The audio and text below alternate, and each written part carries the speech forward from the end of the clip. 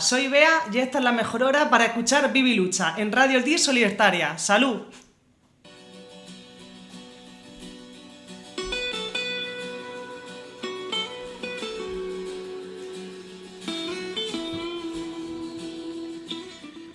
Diré que el anarquismo es el intento de erradicar todas las formas de dominación.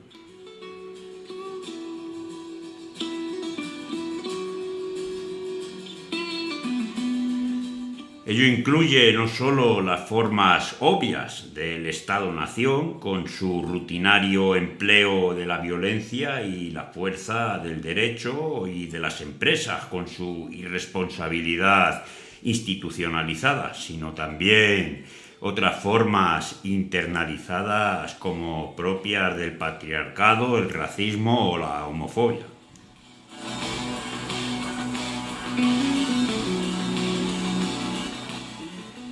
Porque hay que sanearse y educarse a sí mismo para quedar libre de las plagas igualmente abominables, la costumbre de obedecer y el deseo de mandar.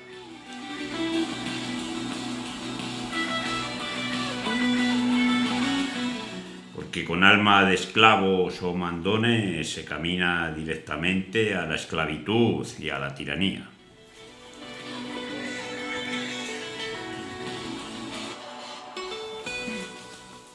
Salud, amigas y amigos, bienvenidos de nuevo a Radio Tirso Libertaria. Os presentamos hoy nuestro magazín Vive y Lucha. Os recordamos nuestro WhatsApp 692-720150, 692-720150 y nuestro mail radiotirsolibertaria@cntmadrid.org.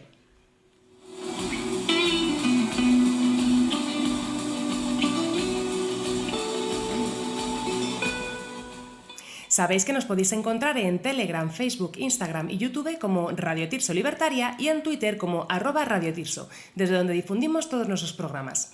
Además, tenéis estos canales de comunicación para que sigáis enviando vuestra música, chistes, peticiones, presentaciones del programa o lo que os apetezca.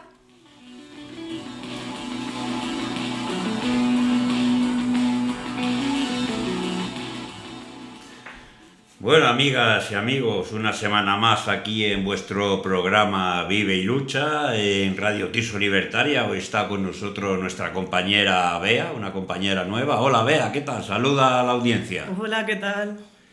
Y Natalia, como siempre. Bueno, Natalia, que has tenido una escapada. ¿Qué tal la escapada estos días de vacaciones y eso? Pues muy bien, ahora ya con la depresión postvacacional, pero de vacaciones pues requete bien. Ya, imagino. Yo también, ¿sabes? He tenido también una pequeña escapada. Me he ido con mi vecino Miguelín. Nos hemos ido... Sí. Sabía yo que esta pregunta tenía consecuencias. Sí, nos hemos ido a la República Centroafricana. Y es muy curioso allí la gente que hay. Íbamos andando por ahí por la selva y nos encontramos con unas personas. Llevaban así como las orejas muy largas y llevaban en el labio inferior, llevaban un plato. Como un plato. Va mi vecino Miguelín y coge y le mete un CD a ver si sonaba, ¿sabes? Es que es muy bruto Miguelín. No es bruto, no es tonto, ¿no? La diferencia, por ejemplo, un tonto pues coge una viga y quiere pasar por una puerta y ahí se encaja, ¿no? Y el bruto coge, le da bien de aceite a la viga por los dos lados y pasa por la puerta, ¿eh? Esa es la diferencia. Y nada, ahora que dices de aceite, pues me he encontrado con Miguelín ahora cuando venía para acá y llevaba la nariz todo quemada, las cejas también quemadas, y igual así muy churroscado, muy chamuscado. Digo, ¿qué te ha pasado? Dice, no, anoche que me he cenado una pescadilla, me han dicho que la friera mordiendo la cabeza con la cola. ¡Ay, la hostia! Bueno, amigas, amigos, os dejamos con un poco de música.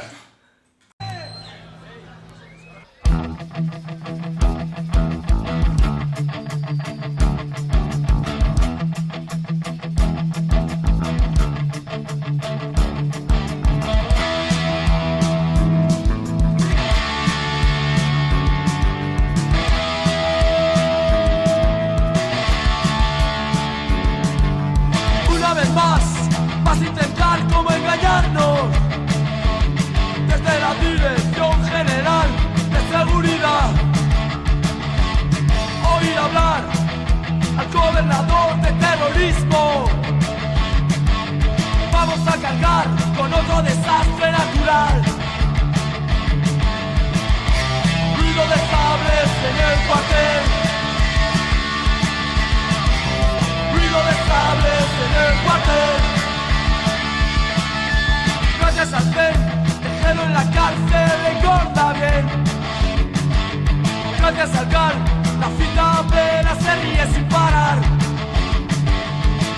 será ver al príncipe y a su majestad. Por Navidad, pedir justicia o exigir libertad. Ruido de sables en el cuartel.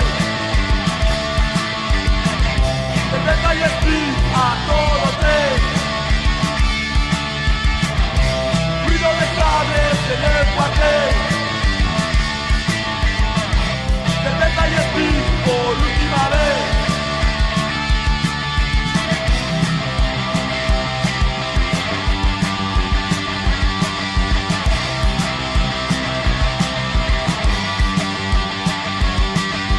Cuando estoy en casa escuchando el telediario, pero escuchar la noticia de otro atentado para saberme vivo y reírme del Estado. Nos sentimos pena por teneros bajo tierra. Ruido de sables en el cuartel. Cerveza y split a todo tren. Ruido de sables en el cuartel. Cerveza y split por última vez. Ruido de sables en el cuartel. Ruido de sables en el cuartel. Ruido de sables en el cuartel. Ruido de sables en el cuartel. Ruido de sables en el cuartel. Ruido de sables en el cuartel. Ruido de sables en el cuartel. Ruido de sables en el cuartel. Ruido de sables en el cuartel. Ruido de sables en el cuartel. Ruido de sables en el cuartel. Ruido de sables en el cuartel. Ruido de sables en el cuartel. Ruido de sables en el cuartel. Ruido de sables en el cuartel. Ruido de sables en el cuartel.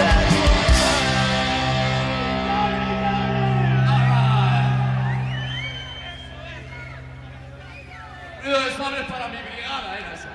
Seguimos en Radio Tirso Libertaria y bueno, hemos escuchado un tema de MCD, Ruido de Sables, para aquellos curiosos que queráis investigar más. Y bueno, hoy, como bien ha dicho Mario, vuelvo de vacaciones, me van a coger el relevo y tenemos a nuestro compañero Nur, que es quien nos va a recitar hoy unos poemas. Así que nada, vamos a ponernos un poquito de música y a dejaros con él. Más años siento que he perdido mucho. No es solo por lo que lucho, sino por lo que me queda. Se cruzan las palabras sin que crucemos una palabra a la voz. Entra y sale vacía de decires y va su camino. Se cruzan los caminos sin hacer contacto y en el cruce de los destinos nos quedamos sin palabras. Cada quien su mundo, de cada quien y llueve. Soledades en las tormentas de decires de ires. Y venires más cada quien su mundo y algunos mares en el medio, océanos de silencio. Ballenas de palabras atragantadas que quedan atrapadas al lado de castillos de arena, luchando por aire en sus aplastados cuerpos. El mundo cubierto de una nieve de solas cobijas que sofocan los sollozos elocuentes. Pintado de blanco mi mundo cobija negros. Sentires bola de nieve que se estrella en el corazón de algún curioso que se acerca. Demasiado y paga el precio de la curiosidad de mi mundo de nieve. Tal como ciegos a tientas, en piezas perdidas, en desdichas, un día soleado, desechado. A tientas en la oscuridad de nuestras almas deslumbradas, así se manifiesta el silencio de decires. El estruendo de desdichas a cuentagotas las lenguas acaban. Así se manifiesta la brecha entre voces, el vacío entre hablares, relleno de palabras, hueco de oídos. Las piezas rotas del pasado, vida de otro, la oscuridad de nuestras almas, continuamos, intentamos evadir. Una puesta de sol se arrojó al mar. Hay agua. El mundo de bolsillo cayó como bomba acuñadora de técnicos. La gente habla por el ojo de la llave, comunicada a todas partes de color. Áreas libres, plazas adornadas, biografía fílmica del te amo, las palabras brotan. La erosión ha subido. En Nueva York diseñaron el traje, el odio y la violencia. Neurosis, fuga de gas. La ciudad del cáncer, rastro clandestino, renace, emboscadas en las playas de proyectiles. Vivimos en muchas puñaladas, salas de baile que las lágrimas sentenciaron a muerte. Lumbre, gas y piedras, ojos de los jóvenes que quemaron una bandera de ciudades enfermas.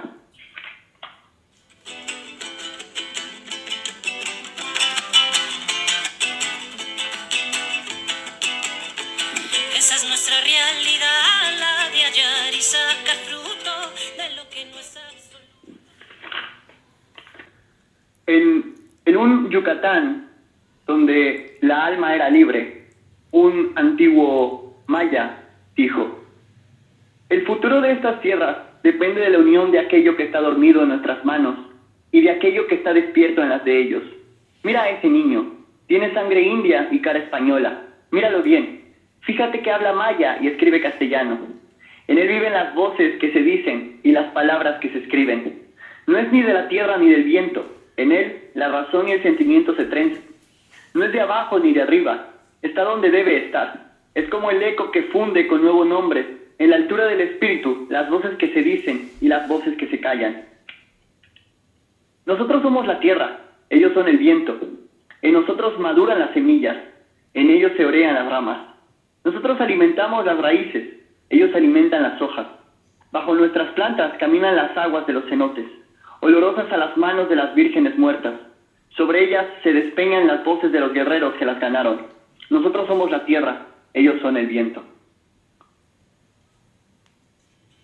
Y es normal, ya no me asusto, así es que funciona el mundo. Te complace en un segundo y al final se te voltea la bondad y el cahuete. Todo Bueno. depende del lugar que el hombre ocupa en la tierra. Las discordias y los aciertos de los hombres se explican si recordamos cuál es el lugar que tiene cerca de la tierra. Así vemos que los indios viven al lado de la tierra, duermen en paz sobre el pecho de la tierra, conocen sus voces y sienten el calor de sus entrañas, perciben el olor de la tierra, olor que enriquece los caminos. Los blancos han olvidado lo que es la tierra, pasan sobre ella aplastando y atropellando la gracia de sus rosas. Son el viento que se quiebra y salta sobre el rostro de las piedras. Todo depende del espíritu. Hay hombres de espíritu elevado e impaciente. Para ellos una mañana es ya el principio de una tarde. Hay hombres de espíritu lento, como dormido. Para ellos una tarde es apenas la continuidad de una mañana. También hay hombres de espíritu recio, para quienes todas las horas están llenas del día. Para ellos se hizo justo el descanso de la noche.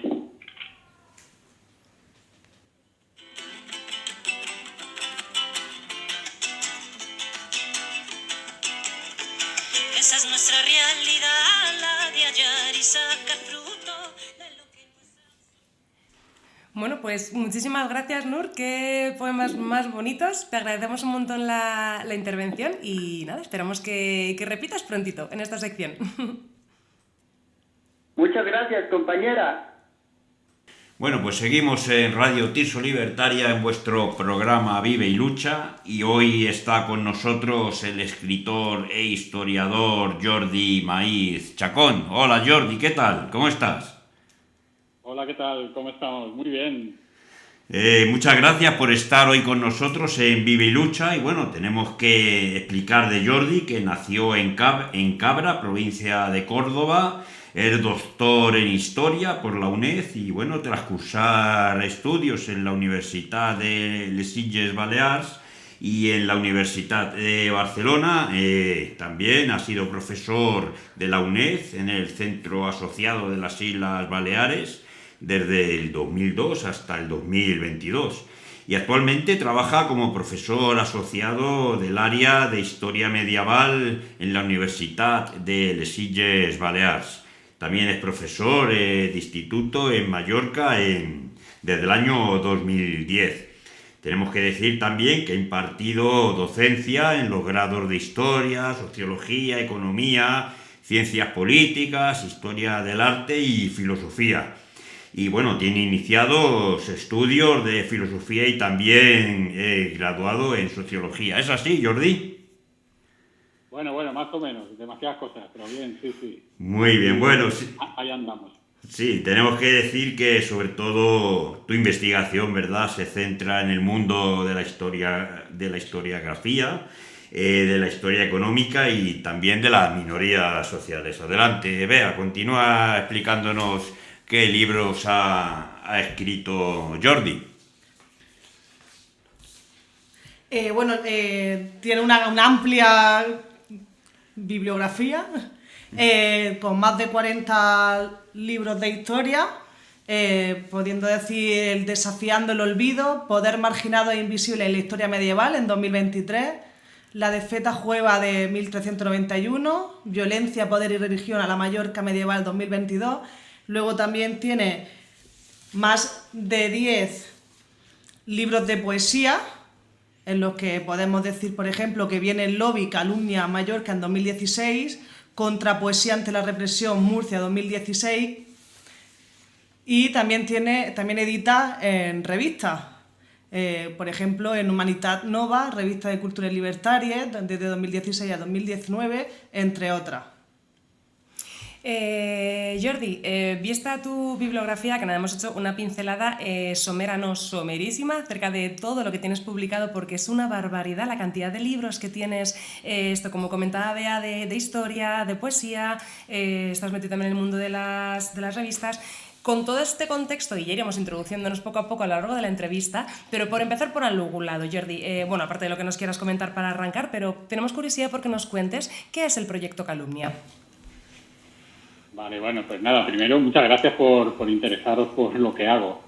Siempre cuento lo mismo, yo creo que la mayor parte de los libros solo tienen títulos, si los miráis dentro no hay nada, o sea que se puede publicar ahí con hojas en blanco, ahora fuera la broma. Bueno, mira, el proyecto Calumnia nace hace más de 10 años, es un proyecto de edición autogestionado, que surge más o menos del ocaso de otro proyecto anterior de edición de poesía social que tuvimos aquí en Mallorca, un grupo de compas que duró un par de años, que se llamaba Insomnus, ¿no? Bueno, con esa base de conocimiento y luego también con algunas conversaciones con compas nos comentaban que querían editar y nos decían los precios que las editoriales les querían cobrar por editar, pues decidimos ponernos a la mano nosotras mismas y tirar adelante un proyecto, ¿no? El Calumnia es un proyecto de autoaprendizaje también.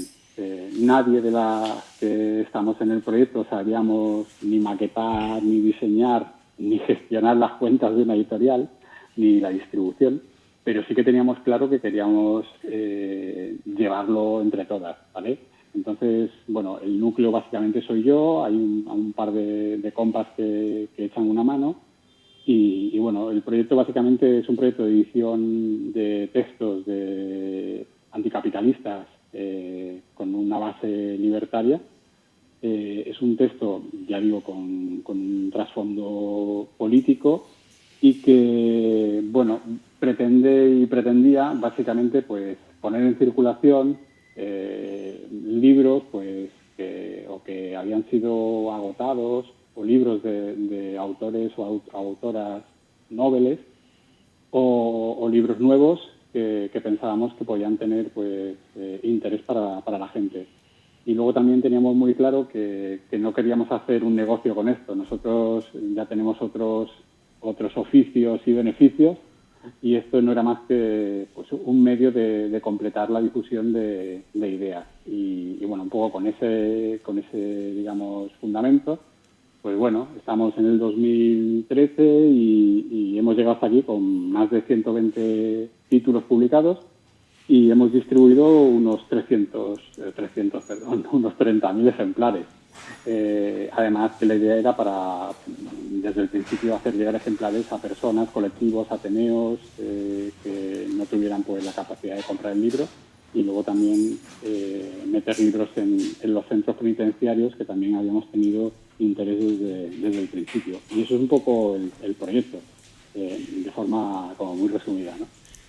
Qué interesante, Jordi. Sois totalmente autodidactas, como nos estás contando, ¿no? Una cosa parecida a nosotros, ¿verdad, Natalia? Sí, en realidad eso me parece maravilloso porque realmente creo que en el mundo, o sea, es verdad que al final tenemos o tendemos, ¿no?, a hacer las cosas de manera profesional, pero como bien dices y muchas veces que el autoaprendizaje es fundamental y es el núcleo de donde suelen surgir desde luego las ganas y las intenciones. Entonces, me parece súper interesante el proyecto autogestionado de difusión. Me parece maravilloso la cantidad de ejemplares que habéis, claro, que lleváis más de 10 años, bueno, más, casi 10 años trabajando con esto, y 30.000 ejemplares difundidos, ateneos, centros penitenciarios. Al final el afán de difusión de toda esta ideología tan necesaria en la sociedad en la que vivimos me parece realmente increíble. Además, como hemos comentado, de la amplísima bibliografía que tienes tú como autor, o sea que súper interesante, Jordi. Jordi, ¿qué es exactamente lo que hacéis en centros penitenciarios? Bueno, pues algunas de las personas que tenemos relación con Calumnia, pues hemos tenido relación con centros penitenciarios tanto de trabajo. Yo en mi caso, por ejemplo, he dado en algún momento talleres y clases, y luego otras cuestiones que tampoco vamos a difundir mucho por aquí. Y bueno, sabíamos, porque hablando con personas que estaban allí encerradas, que, por ejemplo, tenían mucha dificultad para acceder material bibliográfico que no estuviera ya en los centros, ¿no? Entonces, bueno, pues estuvimos ahí un poco mirando y bueno, en el proyecto editorial que tuvimos antes íbamos bastante, en muchos casos, pues editando textos que no los podíamos hacer circular porque o carecían de depósito legal o que carecían pues de ISBN, ¿no? Y cuestiones de estas más legales. Y entonces, por ejemplo, pues vimos ahí que había una serie de cuestiones de tipo formal que teníamos que hacer para meter libros. Eso lo hicimos, pero también la idea era, como teníamos gente que entraba y salía, también metíamos libros de otra forma. Bueno, la idea era pues gente que está pues ahí desgraciadamente encerrada, pues que podía tener acceso a los contenidos que nosotros publicábamos y que el acceso fuera fácil, es decir, que le enviáramos los libros, que no tuvieran dificultad para que no pudieran entrar y que pues al menos pudieran acceder a lo que nosotros podíamos hacer, ¿no? Esa era la idea. Qué bonito, qué proyecto más interesante, Jordi, de verdad.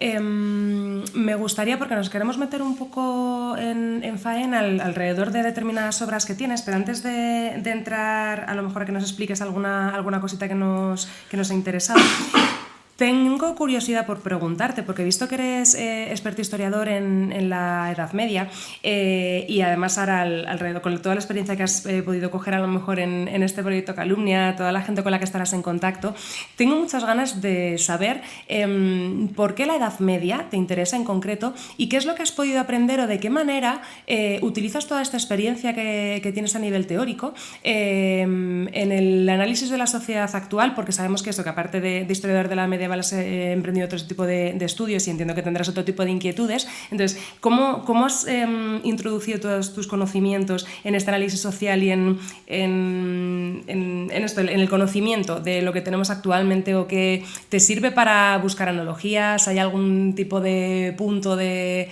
ruptura posible de la estructura que tenemos actualmente? No sé si me he explicado. Sí, te has explicado perfectamente. Lo que pasa es que yo tampoco tengo respuestas en el fondo muy coherentes a todas estas cosas. Pero bueno, yo en el fondo, la verdad que me interesa muchísimo la historia medieval. De hecho, soy profesor de historia medieval, pero me interesa la historia contemporánea también, y el mundo actual, ¿no? Porque además tengo textos y obras relacionadas con la historia contemporánea. Pero es que también me interesa pues las formas de vida de los pueblos primitivos, aborígenes, indígenas, como queráis, ¿no? de la península ibérica, y cómo estos pueblos, por ejemplo, pues se enfrentaron a la llegada del Imperio Romano, ¿no? y del estatismo romano. La verdad que todos estos procesos me interesan, y yo creo que, si bien no son repetitivos, sí que podemos observar pues pautas, formas de comportamiento, o sobre todo respuestas a cuestiones que a mí me parecen muy interesantes, como es la lucha contra la autoridad, la lucha contra el desarrollo del estatismo, que están presentes casi desde las primeras civilizaciones, ¿no?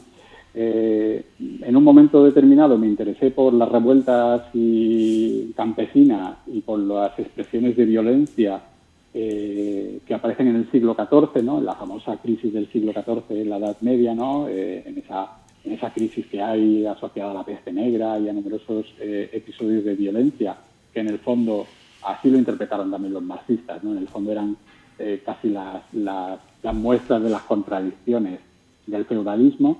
pues empecé a interesarme pues, por una revuelta que hubo en Mallorca, que en una semana contó con el asesinato de 300 personas, y sobre todo, más que por esa revuelta en sí, me interesaba saber por qué en la Mallorca del siglo XX o del siglo XXI, pues en general a la gente no le interesaba conocer ese tipo de procesos, ¿no?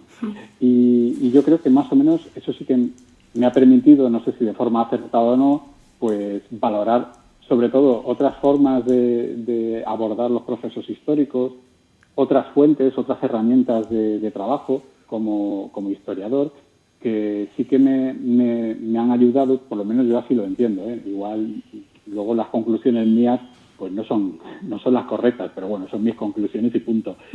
Sí que me han ayudado pues a analizar otros espacios históricos, ¿no? Y otras épocas que entiendo que no son las mismas, ni son las mismas respuestas, pero sí que veo algunas intermitencias que me parecen muy interesantes tenerlas muy claras, porque no sé, siempre está esa idea de que la historia se repite y no se repite. A mí sí que me parece que más que la historia, la explotación se repite.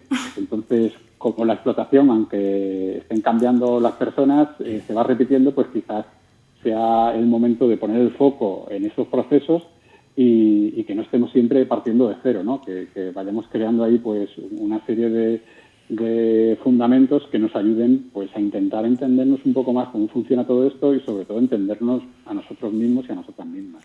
Claro, efectivamente, Jordi, como bien dices, la historia continuamente se repite, ¿no? Y sobre todo lo que hablan, ¿no? De dominación, de explotación, pero también de lucha por el poder. Como bien decía, los pueblos originarios ibéricos, ¿no? Turdetanos, los tartesos, púnicos, luego la guerra entre Cartago y Roma, ¿verdad? Toda la dominación, toda la sangre, y luego la Baja Edad Media, Alta Edad Media.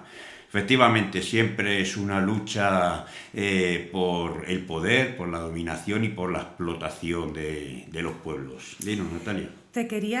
Me parece clave lo que comentas, Jordi, porque yo más que pensar quizá que que está claro que la historia se repite, no estoy de acuerdo del todo con lo que comentas de que se repite la esclavitud, la explotación, perdón, has dicho, porque pienso que, corrígeme, que esto al final no deja de ser un debate, pienso que estas formas represivas o de control son un continuo que en realidad nunca terminan de desaparecer, ¿no? Igual van repuntando, pero bien es cierto que van cambiando de forma con la evolución de las sociedades, ¿no? Entonces me parece hiperinteresante esto que comentas de el análisis o la contextualización de cada época o incluso cada lugar, porque claro que dentro del entorno de cada cultura y de cada sociedad cambia y mucho. Entonces, claro, el tener estas herramientas de comprensión del por qué se ejecuta de una forma u otra me parecen muy útiles para poder, como bien dices, no partir de cero en el momento en el que estamos ahora y poder buscar respuestas, pero es sencilla, Jordi, porque es verdad que no hay interés desde luego es la percepción que yo tengo, no hay interés en la sociedad actual por la historia. Ya no, claro, de la medieval ni te cuento, o sea, no nos interesa la historia de hace 50 años, del medievo es como que nos queda muy lejos, ¿no? Entonces, ¿cómo de complicado es esta difusión o esta necesidad de que la gente comprenda la importancia del conocimiento de estas épocas o de estas dinámicas? Pues bueno, lo primero que te quería decir es que no te voy a corregir, porque no soy quien para corregir a nadie, Natalia, si me permites. No, pero, claro, perdóname que yo tampoco quería corregirte, que me parecía que, o sea, sin más, que lo pienso diferente. Sí. Pero por ejemplo, a ver, yo pienso que en el fondo, desde los instrumentos del poder, pues se nos ponen los focos en una serie de elementos que a mí no me interesan realmente, pero aunque no me interesen, sé que poner el foco en esos elementos son necesarios para el poder autorreproducirse. En ese sentido, pongo un ejemplo.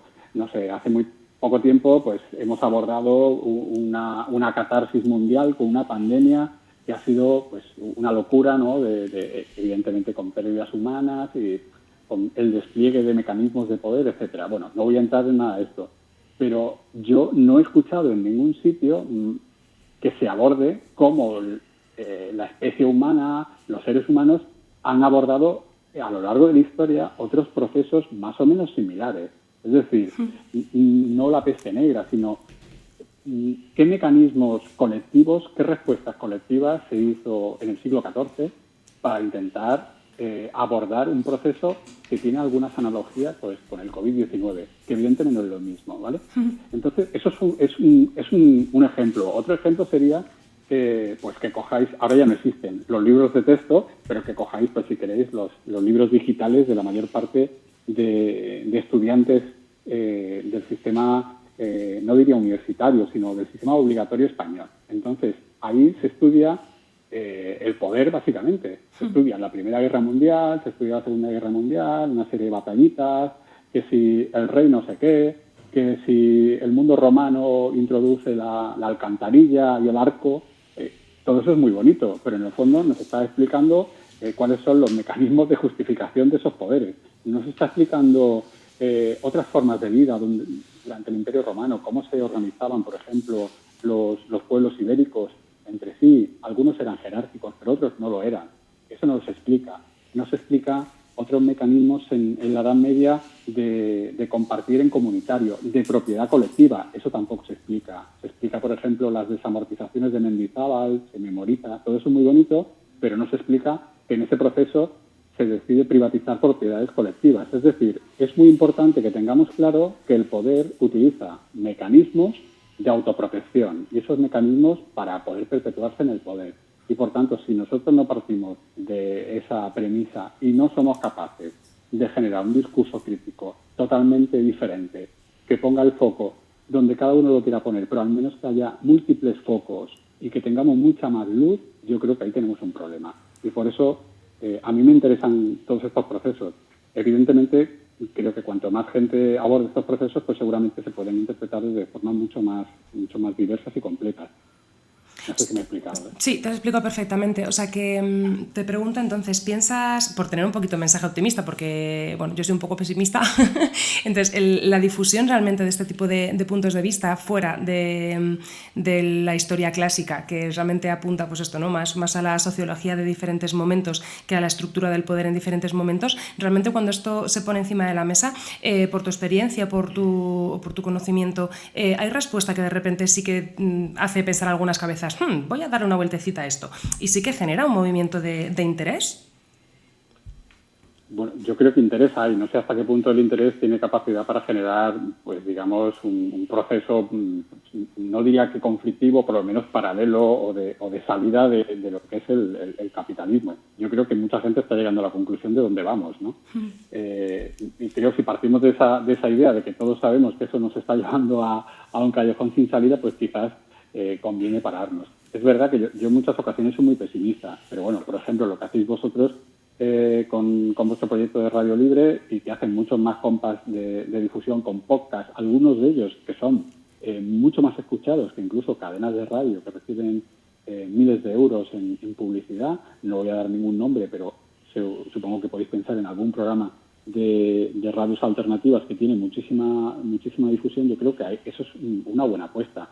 Los ateneos libertarios, los procesos de autoaprendizaje, las escuelas libres y multitud de experiencias que en el fondo no han desaparecido, yo creo que siguen dando pues, un motivo de esperanza. Evidentemente estamos frente a un coloso que las va a poner todas las herramientas, ¿no? Pues desde las leyes educativas y desde los grandes espacios editoriales para plantear que eso no se puede debatir.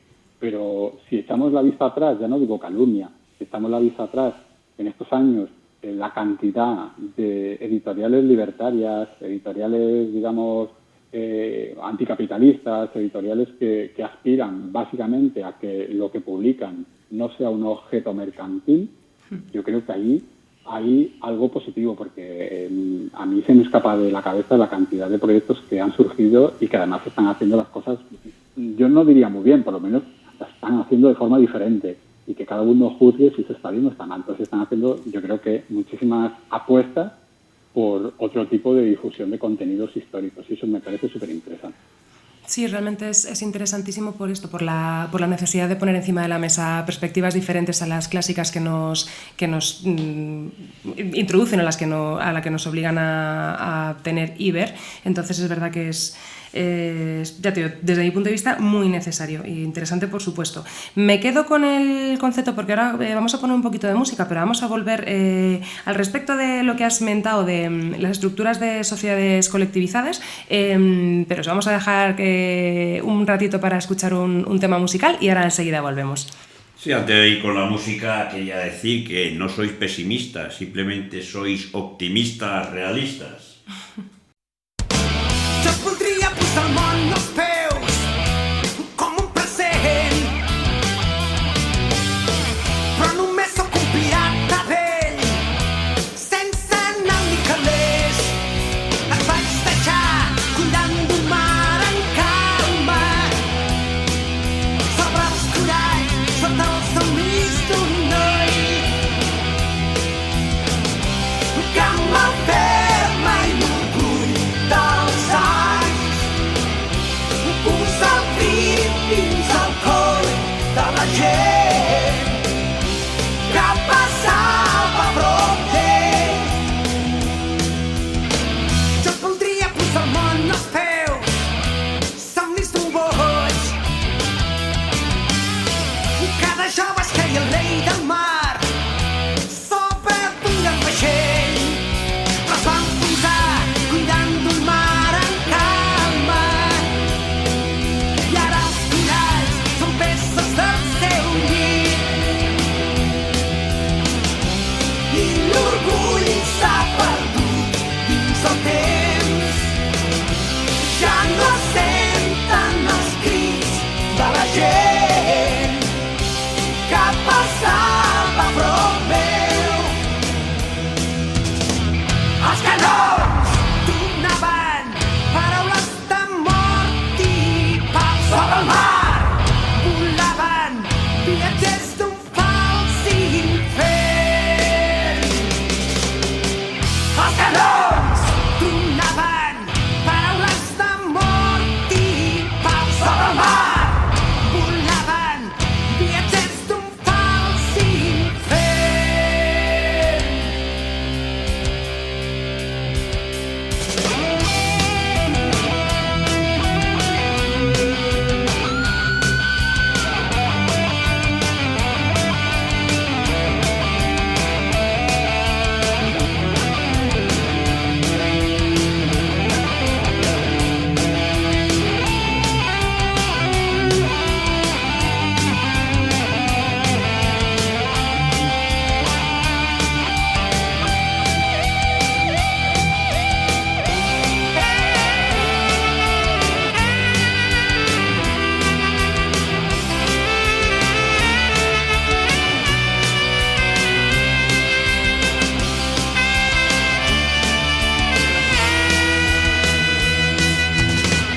Els canons donaven paraules de mort i pau sobre el mar. Volaven viatgers d'un fals infern. Els canons donaven paraules de mort i pau sobre el mar.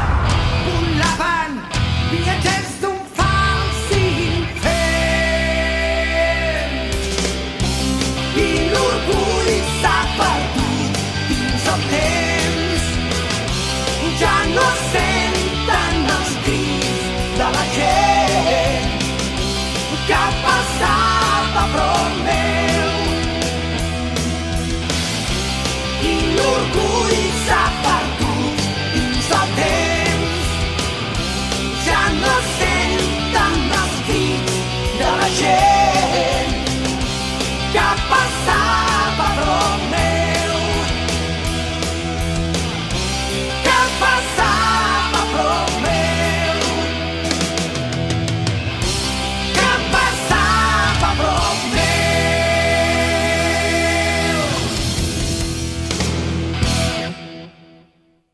Bueno, continuamos en Radio Tirso Libertaria en vuestro programa Vive y Lucha. Os recomendamos que escuchéis, que nos contactéis en nuestras redes sociales, Radio Tirso Libertaria, en YouTube, en Facebook, en Instagram y también en Twitter como @Radio Tirso y nuestro canal de Telegram Radio Tirso Libertaria, igual que nuestro grupo de Telegram que está muy interesante últimamente, Luchas Libertarias. Adelante, Bea.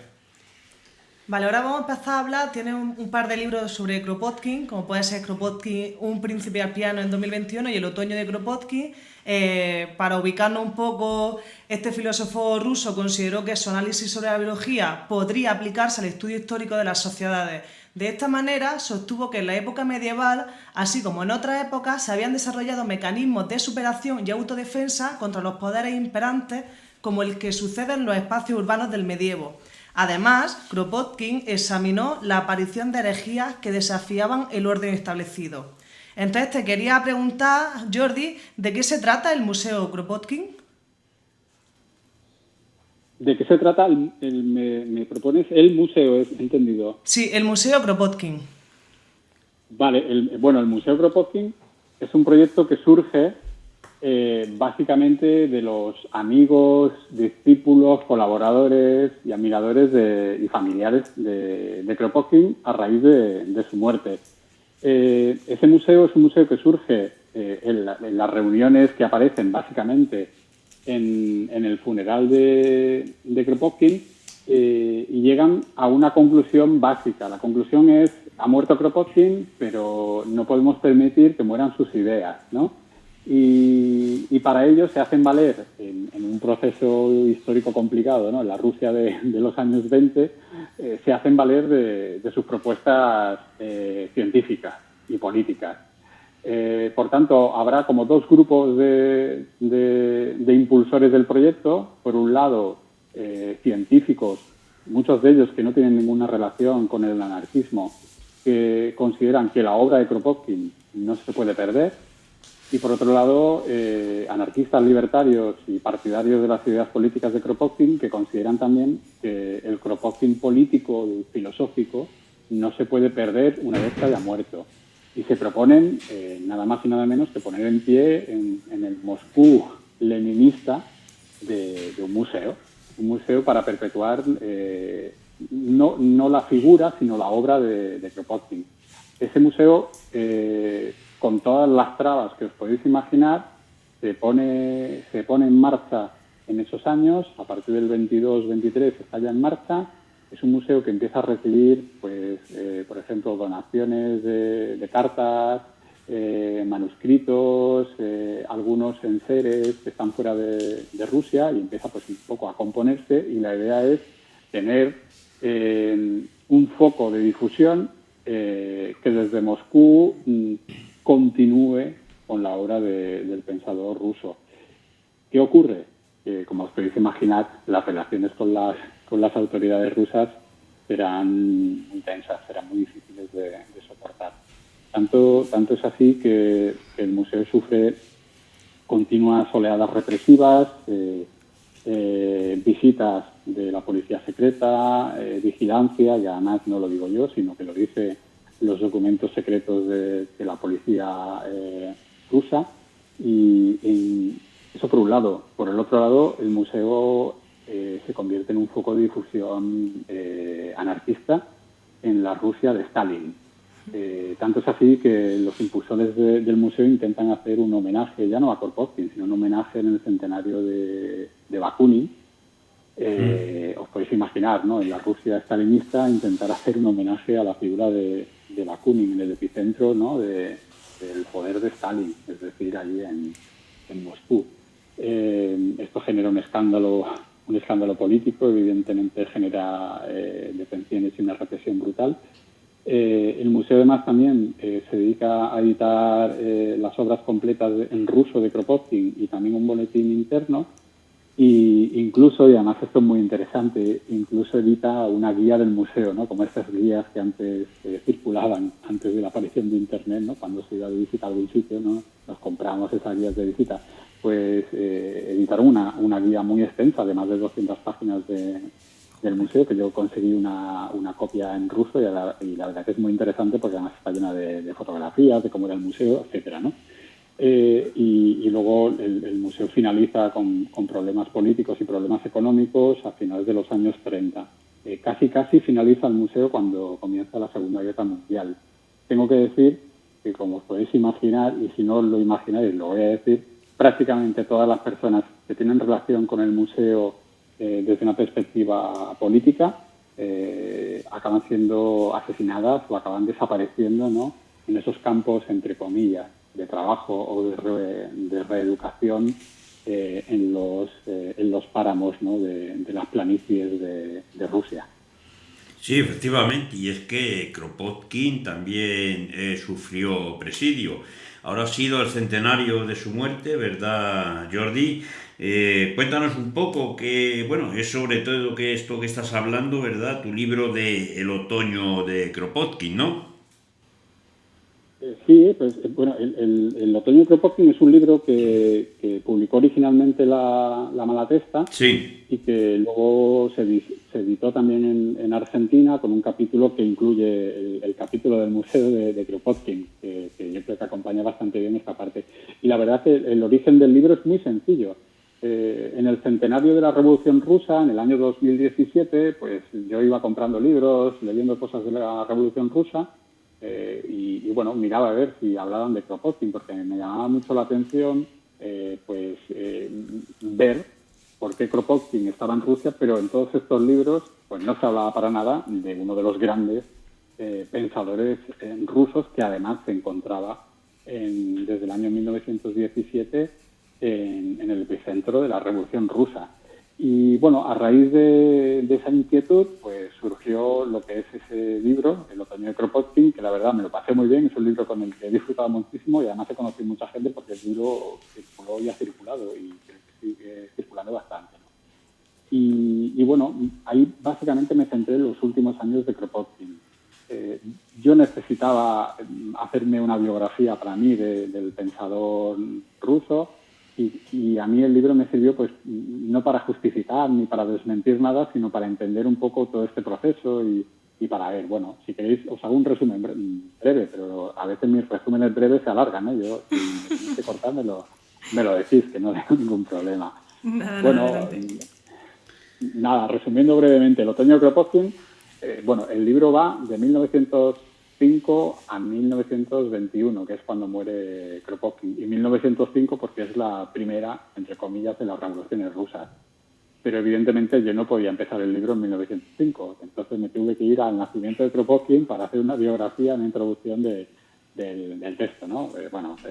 Rápidamente, más o menos, yo creo que, y si no lo hago, pues, bueno, la mayor parte de las personas que escuchan el programa, pues bueno, Kropotkin nace en 1842, nace en una familia aristocrática, tiene formación militar, incluso sirve al ejército en Siberia, en Manchuria, pero en esas zonas lejanas de Siberia y Manchuria se empieza a interesar por una de sus grandes pasiones, que es la geografía, el conocimiento del medio.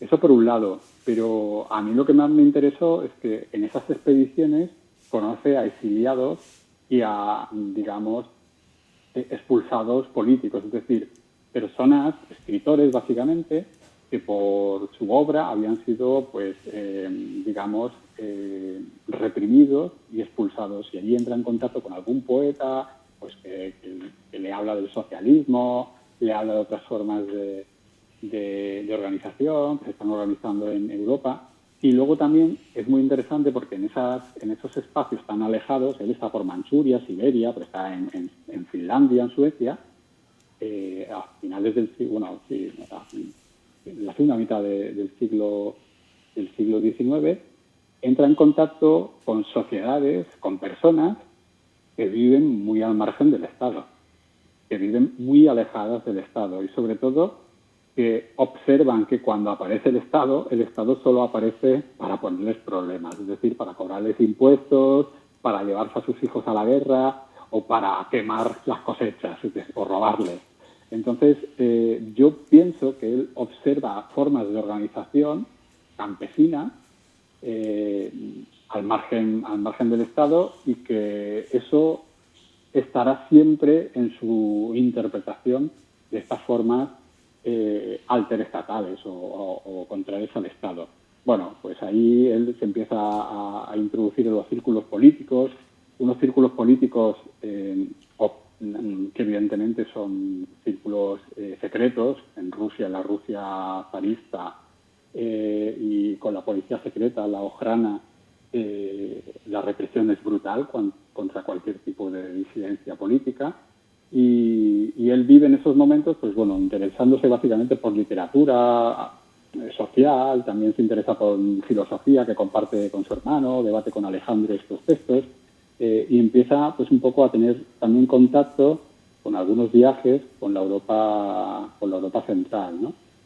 Y ahí entra en contacto también con círculos revolucionarios europeos, y inicialmente con círculos marxistas y después con círculos anarquistas.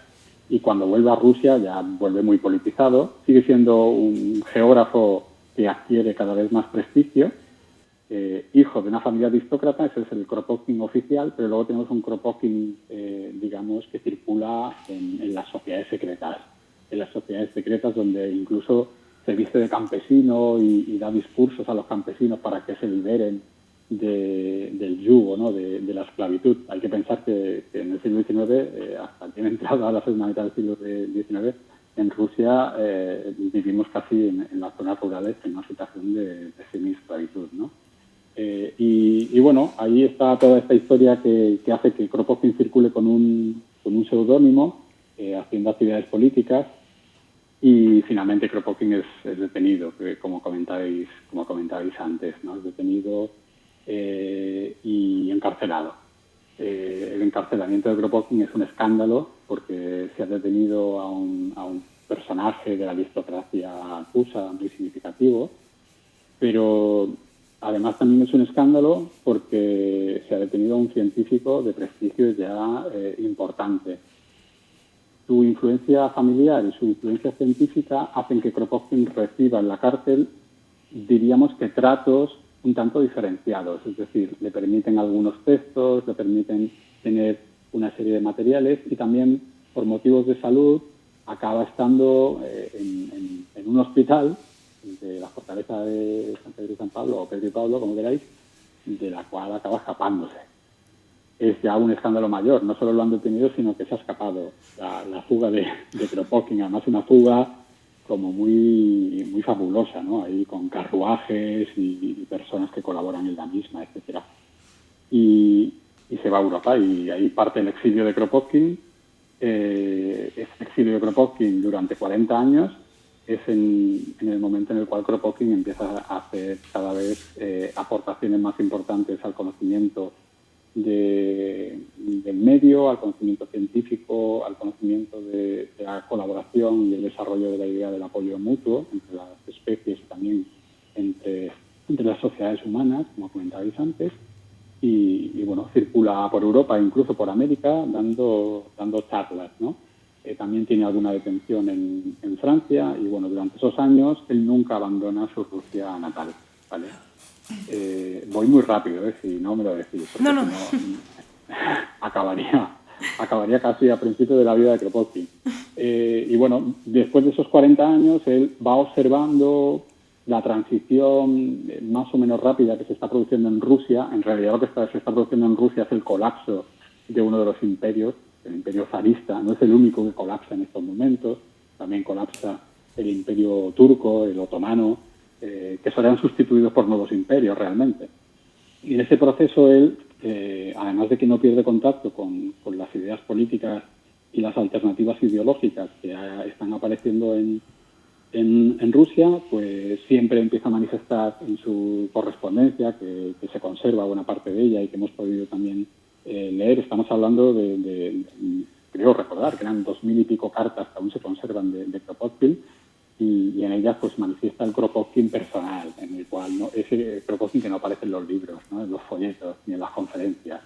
Ese Kropotkin que nos dice que quiere volver a Rusia, que quiere conocer el cambio de su lugar natal, que quiere ver cómo cae el zarismo, y esto hace pues que se interese mucho por la revolución de 1905 y que finalmente se decida a volver a Rusia en 1917. Eso sí, manifestando que es muy mayor ya para ponerse al frente de la revolución, pero que quiere ver en primera persona este proceso revolucionario.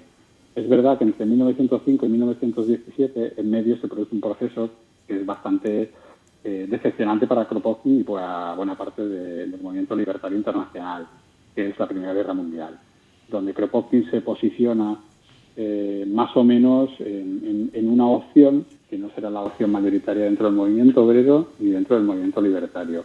Kropotkin propone la necesidad de luchar contra el estatismo alemán, es decir, luchar a favor de Francia en la Primera Guerra Mundial.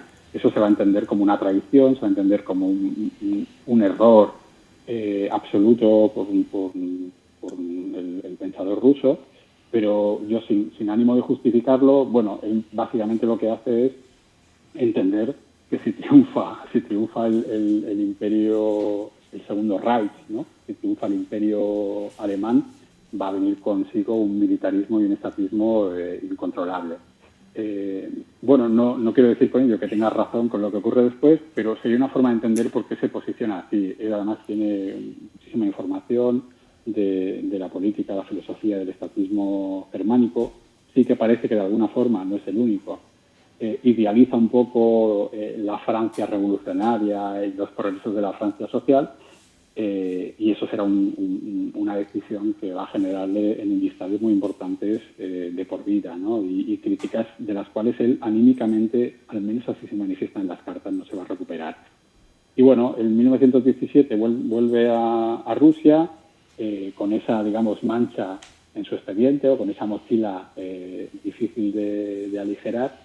Y bueno, pues ese libro, El otoño de Kropotkin, pues aborda básicamente qué ocurre ahí, qué es lo que hace él, cómo se mueve, cómo se relaciona con el mundo, digamos, bolchevique, una interpretación clásica que decía que Kropotkin es muy benévolo con los bolcheviques y que no critica el desarrollo de lo que fue la dictadura del proletariado, pero yo creo que más o menos viendo su correspondencia privada, que no había sido muy estudiada, sí que se manifiesta claramente con algunos artículos suyos su crítica abierta, seguramente menos pública de lo que desearíamos, pero una crítica a lo que está ocurriendo en el desarrollo del bolchevismo, ¿no?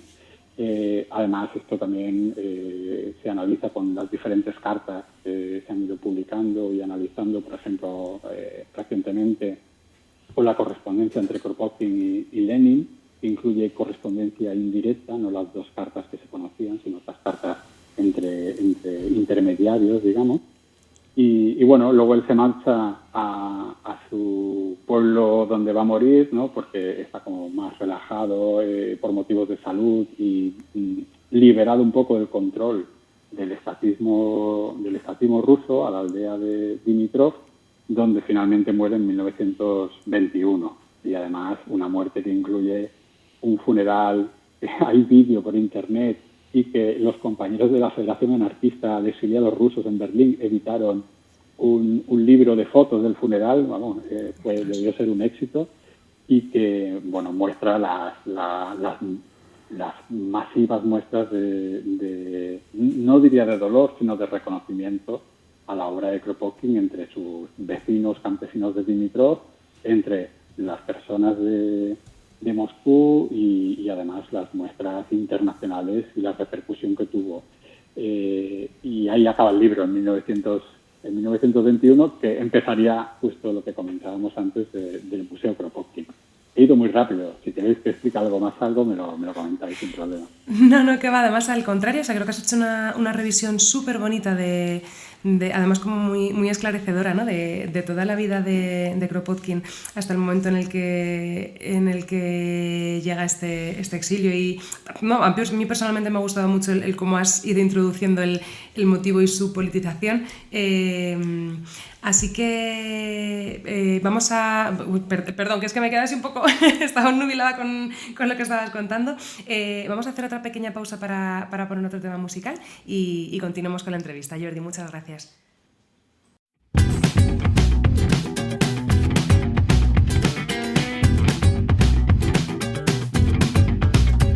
Tres días después se dio cuenta que no dormía bien y salió a la calle con andares de ave sin ningún compás, y la tan a menudo que resbaló tantas veces que ahora se cae, duele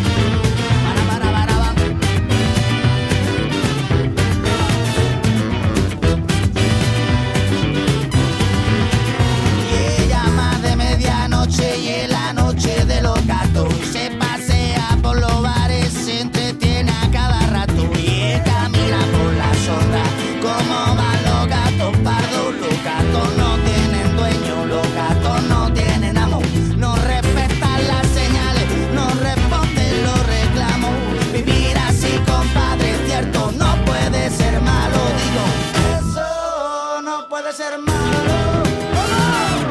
Eso no puede ser malo. Digo yo.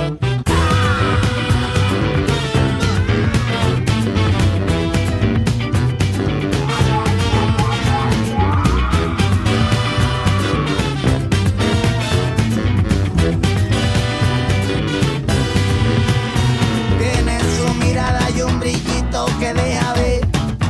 Cada rato que el día la suerte cambia y le trata bien.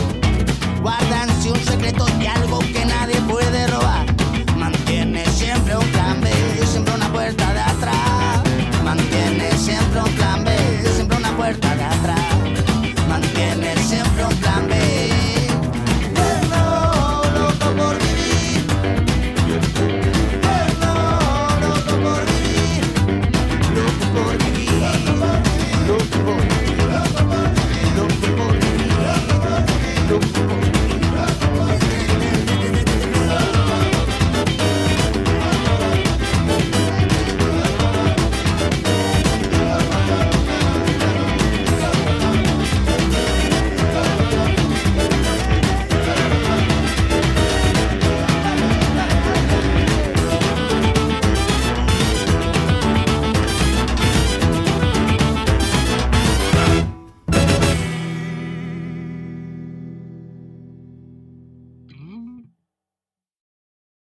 Bueno, muy interesante el programa con Jordi Maíz. Continuamos en Radio Tirso Libertaria, en vuestro programa Vive y Lucha. Adelante, Bea.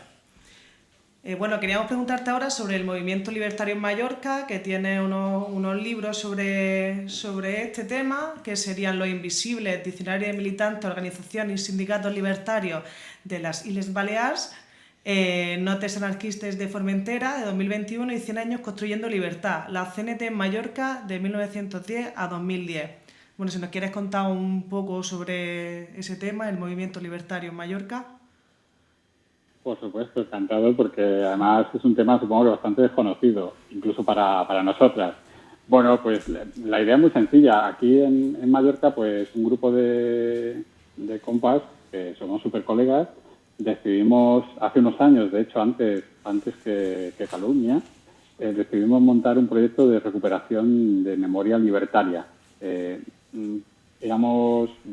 Algunos habíamos estudiado historia, otros no tenían ningún tipo de relación con el mundo universitario, electricistas, otros no tenían información, pero nos interesaba a todos qué había ocurrido en el movimiento libertario en Mallorca, porque lo que leíamos no nos daba más que una conclusión, y era que no existía.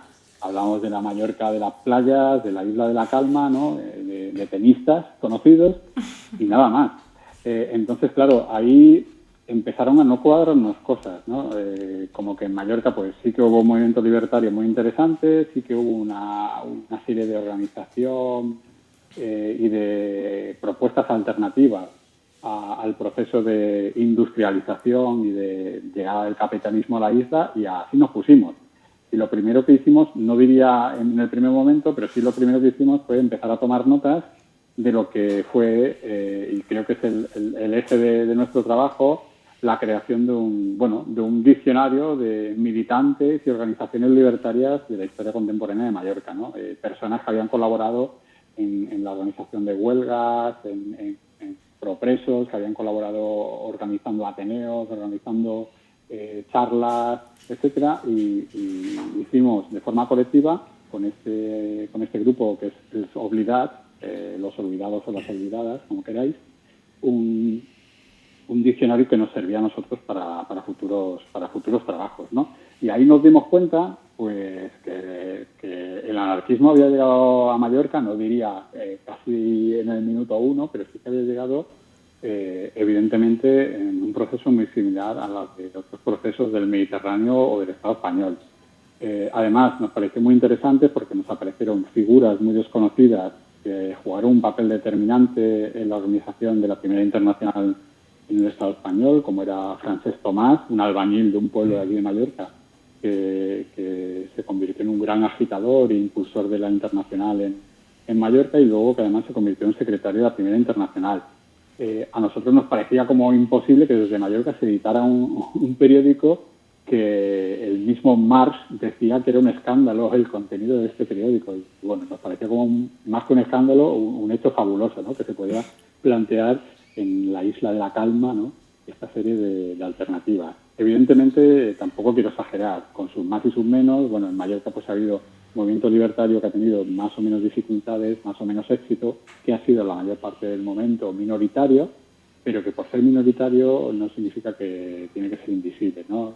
Entonces hemos recuperado la historia de las cooperativas de finales del siglo XIX, la aparición del primer feminismo con una inspiración libertaria fundamental también en estos momentos, la aparición de los grupos de consumo, de los grupos naturistas, también de los primeros ateneos libertarios que aparecen en la isla, y luego también parte de nuestro trabajo ha sido recuperar la represión ejercida contra el movimiento libertario en Mallorca.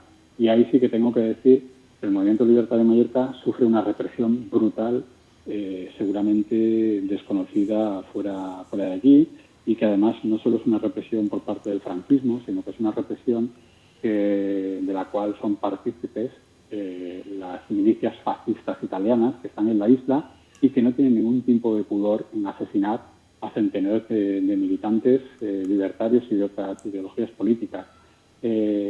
Claro, en el año 36, cuando comienza la guerra, Mallorca cae en el bando nacional y se produce una matanza de miles de personas que nadie ha querido recuperar su nombre por el miedo a ser significadas todavía o señaladas en épocas posteriores, y eso es básicamente lo que hemos hecho. Y incluso puedo decir que en el grupo hay algún compañero que también ha estado trabajando en el movimiento libertario de la transición en Mallorca, en las luchas contra ecologistas en la isla, y también en las luchas del primer movimiento obrero relacionado con los hoteles en los años 70. Y luego, pues de manera indirecta, también hemos estado ahí pues poco agitando como hemos podido pues las ferias libertarias y algunos encuentros de difusión que hemos realizado aquí. Eso es un poco esos libros, ¿no? El de 100 años de la CNT surge en el centenario de la CNT ante la necesidad de tener una primera guía de la historia de la CNT en Mallorca, que no existía. Evidentemente es una guía inicial que tiene sus errores y que podemos mejorar, pero por lo menos tenemos ya un punto de partida. Y luego lo de notas anarquistas de Formentera, pues bueno, esto surge de una charla que me invitaron a Formentera, y yo pensé, yo no podía ir a Formentera a hablarles de Formentera sin tener ni idea de Formentera. Me pidieron que hablara del movimiento libertario en Baleares, y al final lo que hice fue hacer un libro de la historia del anarquismo en Formentera, con un compa de Formentera, Adrià Tur, y bueno, en la isla de Formentera, la isla poblada más pequeña de las Baleares, el anarquismo, especialmente la CNT, pero también otras organizaciones, no solo está presente, sino que es mayoritario, e incluso hay procesos de colectivización en la isla de Formentera. Yo la verdad que he leído mucho y está muy bien, pero en el fondo me canso siempre de los mismos episodios de las colectivizaciones de Aragón, de lo que ocurre en Barcelona, del mayo del 37, y a mí pues me parecía como muy emocional conocer a gente mayor que te hablaba de cómo su isla había tenido un proceso de colectivización, y sobre todo porque ese proceso había sido absolutamente invisible ante los propios habitantes de esa isla, y eso fue un poco ese proceso.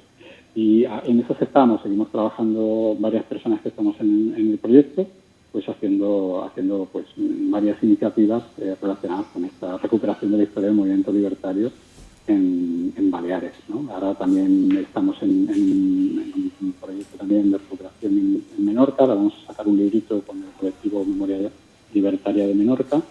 Bueno, este tampoco es un colectivo que ya ha desaparecido, pero vamos a editar un librito con ellos que explica la historia del colectivo y los estudios y procesos que ha ido analizando este colectivo durante el tiempo que estuvo activo.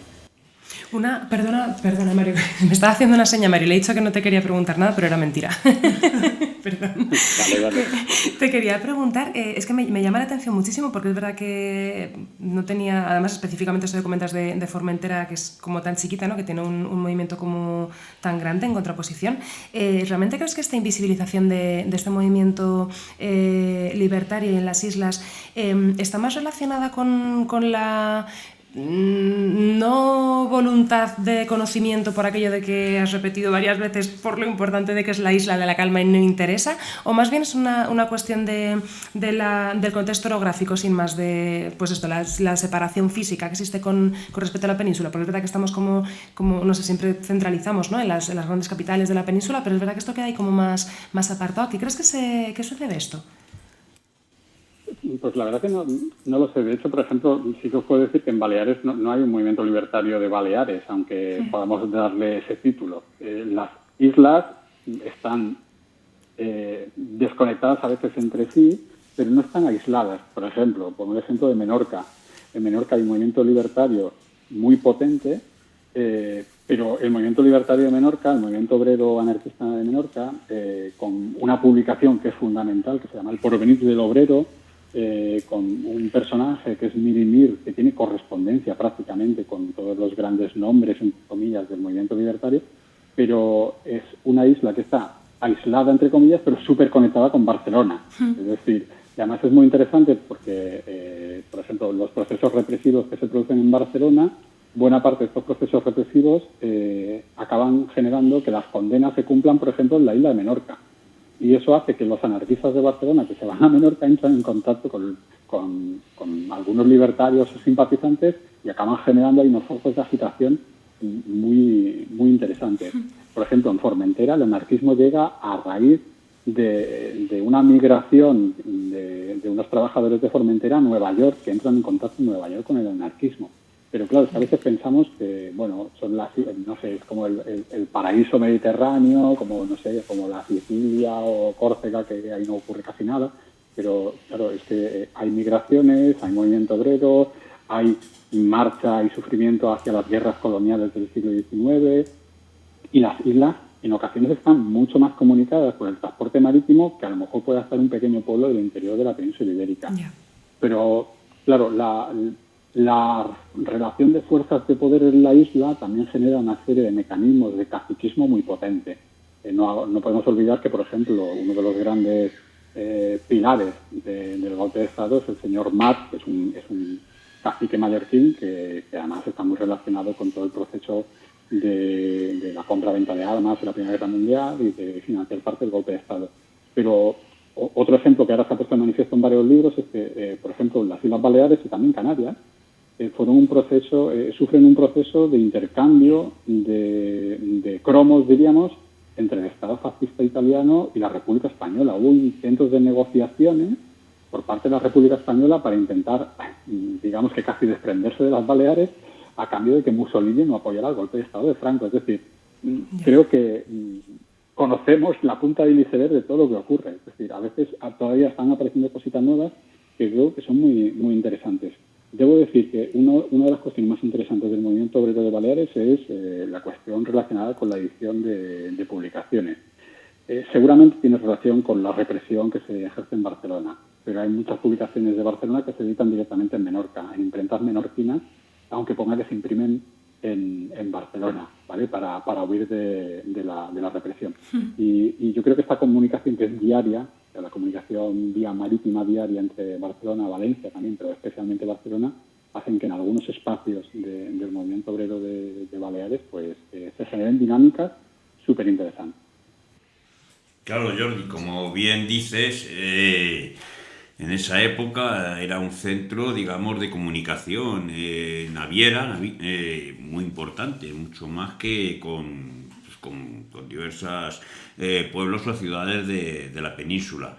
Y también, claro, es que nos estamos quedando, en fin, alucinados, porque todo esto que nos estás contando ha sido sistemáticamente todo silenciado, censurado. Esta historia prácticamente no la conoce casi nadie.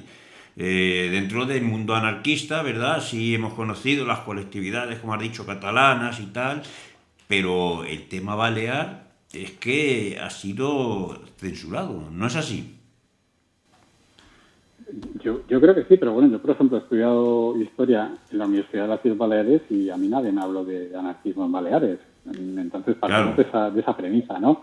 Y eso lo podemos exportar a otros ejemplos sin problema, pero yo creo que en los años 30 en la isla de Formentera, aunque no tuvieran ningún tipo de formación de anarquismo, yo creo que los habitantes de Formentera sí que entendieron perfectamente que ellos tenían capacidad en una pequeña isla con poca población, tenían capacidad, además tenían el interés y el horizonte claro de decir, esto lo gestionamos nosotros mismos. Claro. Además, es que no tenían ningún tipo de necesidad. Nosotros tenemos que crear nuestros alimentos, nuestras relaciones de producción las vamos a cambiar y aquí no manda nadie, mandamos todos. Claro, eso creo que en esa isla pues se podía permitir perfectamente hacer este tipo de procesos. Claro, eso no incluye pues abordar que todo el mundo fuera libertario, ni que todos los que se suman a estos procesos lo sean. Evidentemente no quiero dar una imagen de que el movimiento anarquista en Mallorca fue pues ahí fabuloso y que todo el mundo ahora diga, hostia, vamos a estudiar anarquismo en Baleares porque es la, entre comillas, la vanguardia. Para nada, es minoritario, lo he dicho antes, sin ningún tipo de problema. Pero pese a ser minoritario, nosotros tenemos muy claro que no tiene que ser invisible. Es decir, está con sus éxitos, con sus fracasos, con sus pequeños proyectos que no son más que 2 o 3 personas que se organizan para hacer una excursión y que una persona que sabe de árboles les hable de árboles. Eso es un éxito brutal. Y yo creo que esos pequeños éxitos son los que también hay que poner el foco. Yo no quiero poner el foco en coger armas y matar gente, lo siento, eso no me interesa. Pero esas comunidades que se organizan pues para editar un diario, que se organizan para dar una charla sobre sexualidad, para comprar anticonceptivos en la isla de Mallorca en los años 20, eso a mí me parece absolutamente fabuloso. Y yo creo que eso está, y creo que hay que tenerlo también bastante claro.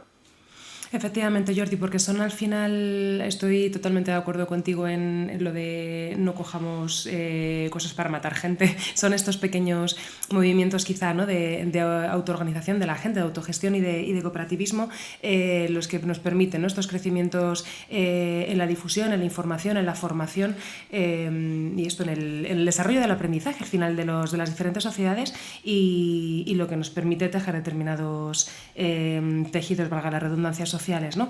Enlazando un poco, oyéndonos a lo macro, ya que nos estabas, o sea, por irnos un poco de lo concreto de las Islas Baleares, al respecto del libro que tienes de La bestia autoritaria, odios y violencias estatistas que publicaste el año pasado, háganos una pequeña revisión global del enfoque.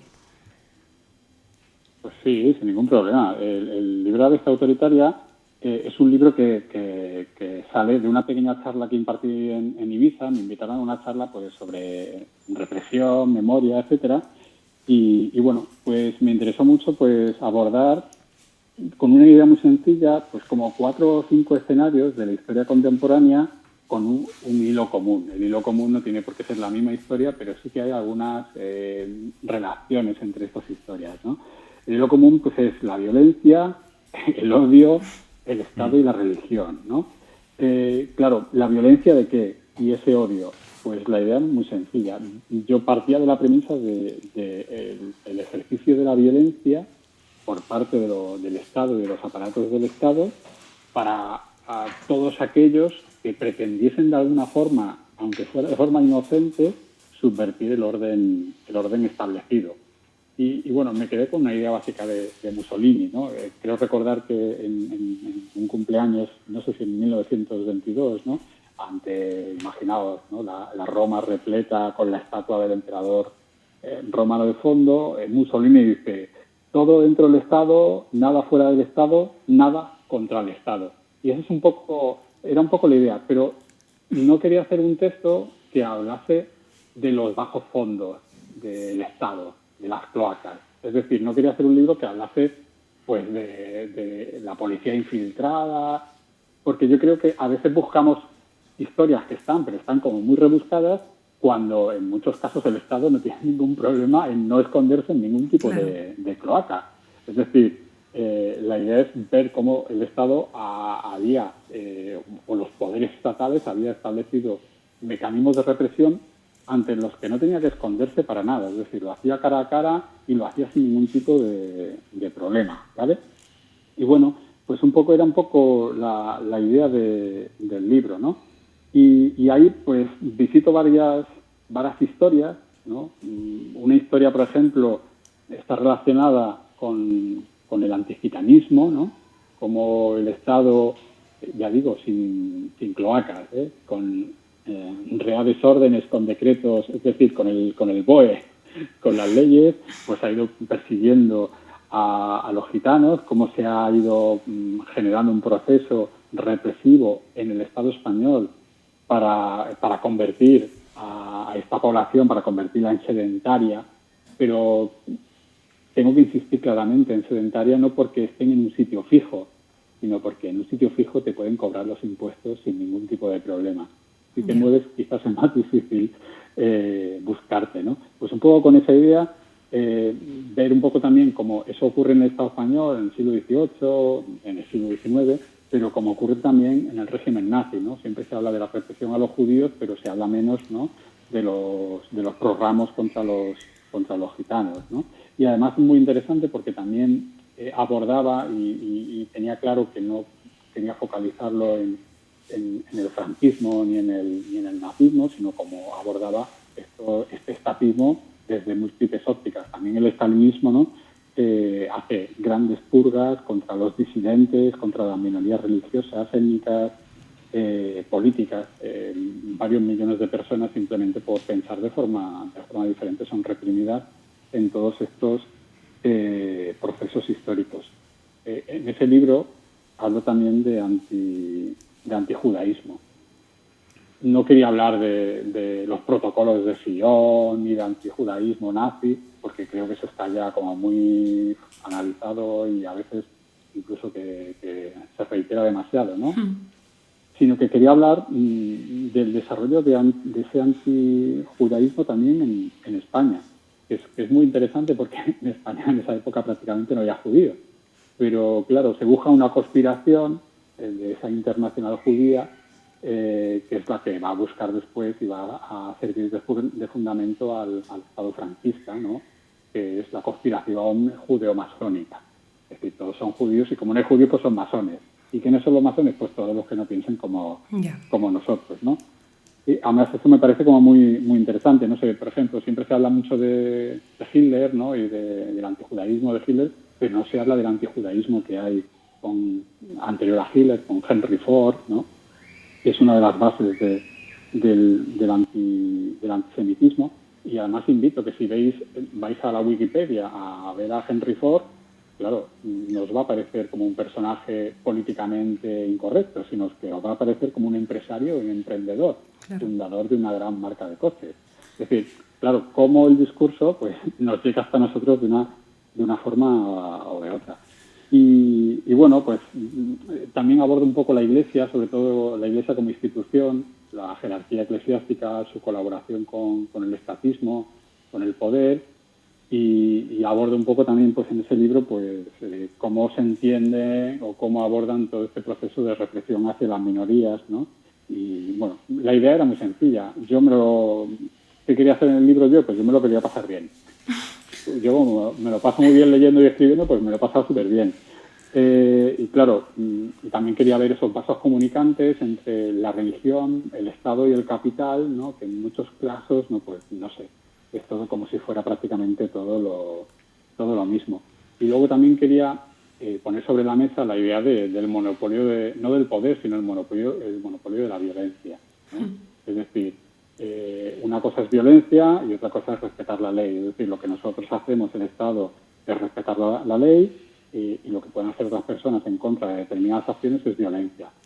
También cómo para justificar esas leyes, cómo se crean enemigos, cómo se identifican los enemigos y cómo pues se lanza después de todo eso a las bestias, ¿vale? Las bestias fascistas, protofascistas o neofascistas.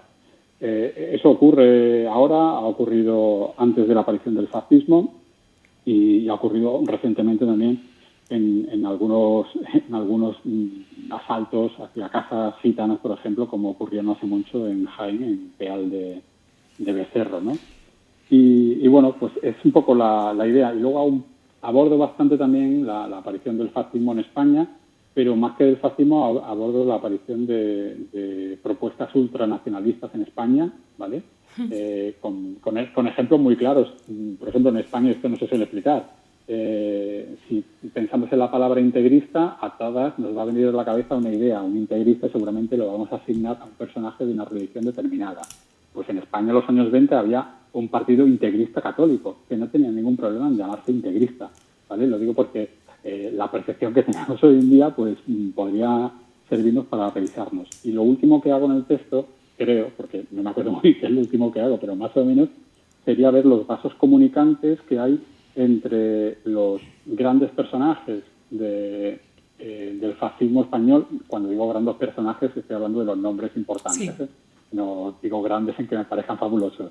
Pues Onésimo Redondo, Ramiro Ledesma Ramos o José Antonio Primo de Rivera, pues abordo los vasos comunicantes que tienen con el nazismo alemán, ¿vale? Y cómo son, sobre todo José Antonio Primo de Rivera y la Falange, reciben de algún modo apoyo por parte del Partido Nacional Socialista, y luego pues acabo con algunos médicos españoles, ¿no? El Mengele español, que hablan de la superioridad, ¿no? de la raza española, que como ven que no es muy superior, pues acaban buscando el gen judío, y como no hay gen judío, pues llegan a la conclusión de que los males de España son del gen rojo, y identifican que las personas de una determinada ideología lo son porque tienen unas características genéticas que le hacen ser así. Por tanto, ahí acabamos para que alguien se interese por el texto, que espero que os pueda parecer interesante. Efectivamente, Jordi, hablabas de Vallejo Nájera, que fue el Mengele español. Sí. Claro, decididamente la historia se repite una y otra vez. El perseguir a los judíos, eso es muy antiguo. Date cuenta que Hispania era sefarad por la gran población judía, integristas católicos y integristas ultranacionalistas, como los reinos cristianos de Castilla, por ejemplo, los persiguieron a muerte. En fin, qué interesante toda esta lección de historia, ¿verdad?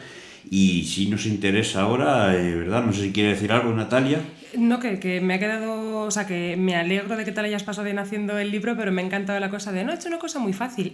Ostras, pues menos mal, que era fácil, porque me parece que has hecho una cosa como muy fundamental, que es precisamente esto, ¿no? El hacer estos vínculos y estos enganches de diferentes momentos históricos o de diferentes personajes históricos que realmente nos explican y que se pueden traer a la contextualización de nuestra historia contemporánea, porque en el fondo no deja de ser una forma de modulación de los diferentes sistemas de opresión estatal que se llevan desarrollando durante mucho tiempo, y nunca me había planteado, o sea, por lo que comentas, por ejemplo, de la Iglesia y el Estado, es algo como muy evidente, es como ya, pero ¿por qué, no? Entonces, el hacer esta analítica de las conexiones me parece interesantísimo, porque al final es verdad que es que se reduce todo a esto, a la generación de mecanismos de odio, que al final son los que justifican la violencia que se puede ejercer, y chimpún, ¿no? Pero me parece hiper interesante. Muchísimas gracias, Jordi.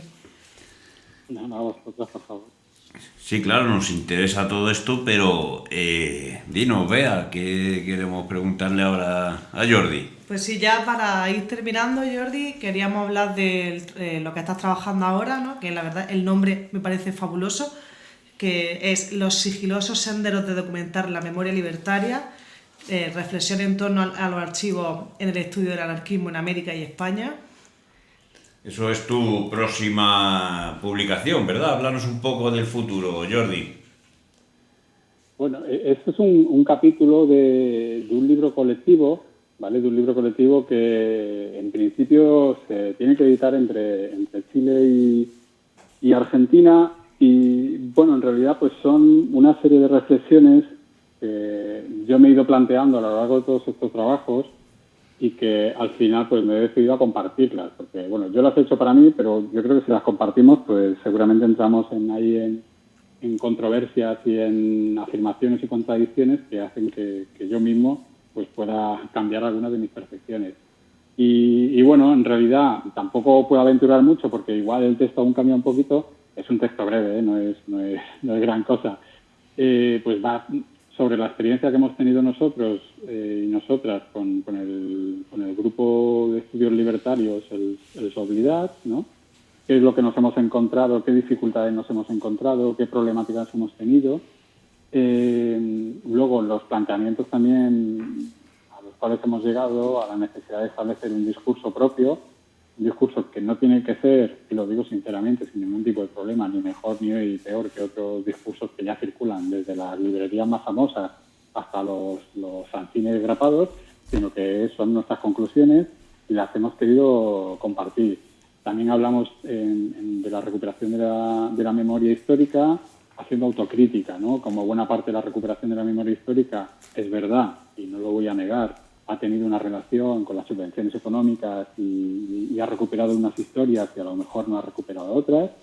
Y también, pues, sobre todo, la idea de plantear una voz propia que sea totalmente autónoma y que no dependa del Estado para nada, que no dependa ni de sus subvenciones, ni dependa de las editoriales académicas ni universitarias, ni de los circuitos de circulación, porque además no les interesa para nada las propuestas que podemos hacer y además creo que si les interesa seguramente será para manipularlas. Por tanto, creo que vamos a tener que seguir con esas líneas. Va un poco por ahí ese texto, que además también en el último número de Humanitas Nova también pues compartí algunas divagaciones. Digo divagaciones porque luego las leo yo y ni yo no entiendo lo que digo. Es decir, que supongo que lo entendí en el momento que lo escribía. A veces lo escribo para sacarlo de mi cabeza, tampoco tengo más aspiración. Y también se completan con ese texto que ahora mismo no me acuerdo del título, pero creo que tengo aquí la revista. Aquí sí, os podía decir, el título era... Pues no lo encuentro ahora mismo. Bueno, lo compartiré en algún momento. Si no, ya lo comentaré en otra ocasión, no os preocupéis. Sí, bueno, creo que tiene... Historial la derrota, ahora me he acordado. Eso sí, porque creo que tiene tres partes el libro. Bueno, Jordi, te agradecemos mucho que hayas estado con nosotros hoy y creo que a Natalia se le quedaba algo en el tintero. Adelante, Natalia. No se me queda nada en el tintero. Jordi, muchísimas gracias por participar con nosotros en el programa de hoy. Hablo por mí, pero creo que están aquí los compas para decirlo. Interesantísimo lo que nos has contado.